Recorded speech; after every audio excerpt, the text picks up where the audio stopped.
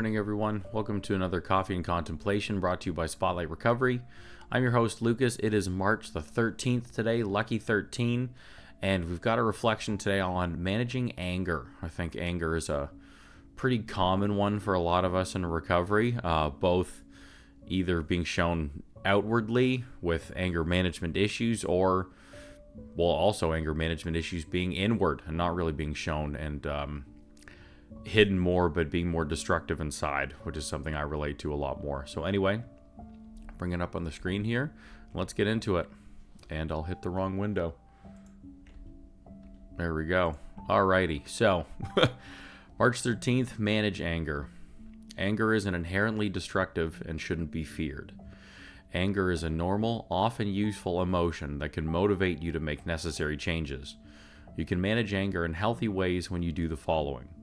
Remember to be responsible for your own feelings. Don't let anger build to resentment. Use honest language instead of name-calling, put-downs, or physical attacks. Get to know yourself better by identifying the events and behaviors that triggered your anger. Take care of your own needs.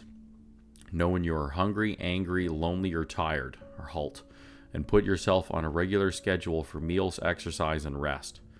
Deal with frustrating issues as soon as possible. Action for the day. Try to identify a few things that trigger you to become angry. What usually happens when you're angry? What could you do differently to create a more positive outcome? And thought for the day. Alcoholics are not saints. We will still feel and experience anger. The important thing is to check yourself from venting anger unjustly upon someone else, or from holding on to anger and letting it turn into a resentment, or from turning it inward upon yourself so you feel unworthy and depressed. From the Little Red Book. And this reflection was from the Hazelden Field Guide to Life app. Okay, so, yeah, there's a lot of good points in here. Anger for me, so I was raised very much with anger being the only acceptable emotion for a man to express. I'm not saying this is a men-specific thing. I'm just sharing my experience. And especially like here, North American culture and society in this day and age, and especially like when I grew up, that was very much the case. Men are supposed to be stoic and unemotional and not express anything except anger. Anger is the acceptable man emotion, so then you just anger everywhere. Because then obviously if you can't express anything else, you're going to compensate for it with what you're allowed to express, which is being anger. So that was a big one. And I grew up around a lot of anger, a lot of just really uncontrolled anger. And it just, when you're a kid, you don't understand it as much. But I just remember seeing so much of this unreasonable emotional response, uncontrolled emotional response. And anger is scary, be it with intimate partner violence, or especially if you're a kid and seeing this from your parents. Anger scares the shit out of you. So, but then again, I was, told and shown that was the only one I was allowed to express. So when I was a kid, I was really angry. I was really angry. I was a really violent little bastard. So I played every contact sport known to man, everything possible, where I was allowed to hit people. I had issues. And it also kept me out of the house. And in theory, it would keep me out of trouble, because if it's in a sport, it's okay. And then I remember when I was young, I hit a friend of mine for not much of a reason. I was having a bad day. It was a bad day at home. I was really mad, and so I got up and hit him, and I sent this kid to the hospital, and it scared the shit out of me. I was 11. It was an old childhood friend of mine, so if you're watching this, I'm real sorry, buddy. I really am. But after that, I've never done it since. Because it scared me so much. And then that action then had the opposite swing response, where I essentially switched my anger off. That's impossible. I internalized it as much as possible. Don't let it out. Don't let it show. because I was only ever shown anger being this unmanageable, violent emotion. I took part in that and hurt somebody, and then never ever wanted to do that again. So I then internalized it all, and then it became anger with self. And that was a huge feeding piece for my addiction. Huge, huge, huge. Because I had all these feelings and couldn't let them out and couldn't let them go. Because I didn't have the coping skills, I didn't know how to process them. Pardon me. So I drowned them with drugs. What do? Suppress them, right? You have this like rage wanting to come up out of you, so I'd take depressants to try to calm and shut it down and squash it. It's hard to explain exactly how it ties to eating, but it absolutely does for me. I think just because that, that sensation, the taste of something that's really good and that you enjoy, and the texture and all of those feelings can help calm anger as well. So that would absolutely fuel disordered eating for me. That was one of the first things, was I was a big disordered eating kid as well. So not knowing how to manage anger, how to utilize it healthily, how to have coping tools and strategies around it, was absolutely a huge contributor to my addiction. And it's something that I still need to work on a lot in recovery, because it is a useful emotion. Often useful, I don't know. For me, I think that may be a bit of a stretch. But, the older I get and the more I learn, the more I become in charge of my emotions and my behaviors and feelings. I don't think we really need anger that often. Maybe way back before, when we were cave people and fighting over territory and harvesting for food and mates and all of that crap. Okay, sure. We've kind of, in some aspects and in some societies, we've come a long way from that and don't really need that too much anymore. So it is useful. I don't find very often personally, but you've heard my bias on the emotions, so I still have a lot to learn on this. But it can motivate you to make necessary changes. It can be a fuel to do that.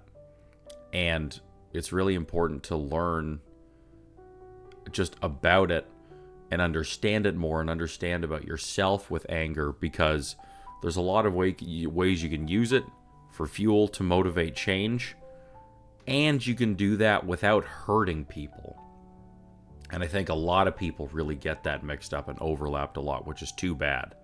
You can feel for a cause, it can make you angry, it can put you into action, you can shout it from the rooftops on how you feel about an issue, and you can do all that without hurting a person. Like, that's very possible.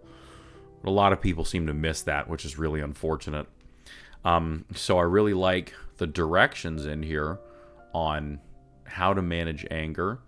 The action, it's really more of like a reflection for the day of looking at your relationship with anger and how it manifests in you and how it comes out. But these points are great. Remembering to be responsible for your own feelings, right? Your anger, you're entirely responsible for. With that emotion, with the behavior that comes for it, that is entirely on you. That's entirely on you. Don't let anger build to resentment. Oh my gosh. That is a huge one for addicts. Huge for us. Resentment is a massive fuel for addiction. It's a very common one for a lot of us. And, for me, it's funny reading that. Don't let anger build to resentment. My anger can just switch to resentment. Like at the drop of a hat. Like, it's so faster than that. It's so fast. Like, instantly.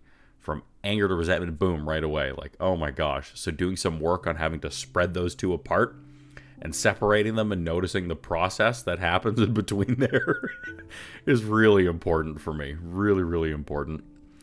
And I like these tips and things that it talks about. Using honest language, speaking honest, sharing the rest of your feelings, how things make you feel and why, instead of attacking another person or an entity or whatever it is. So then that point, and same with the action, it talks about getting to know yourself by identifying the events. Like, get to know what triggers your anger. Learn more about you in that relationship.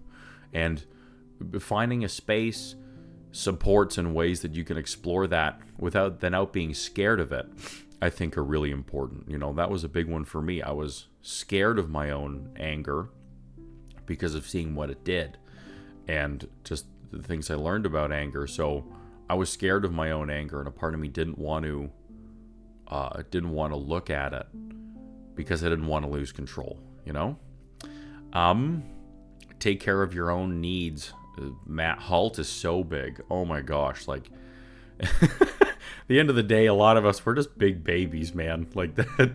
I think it's called spiritual kindergarten for a reason, you know? So if I am hungry, angry, lonely, or tired, if I am off a schedule of sleep, food, exercise, like, I can get angry a lot easier.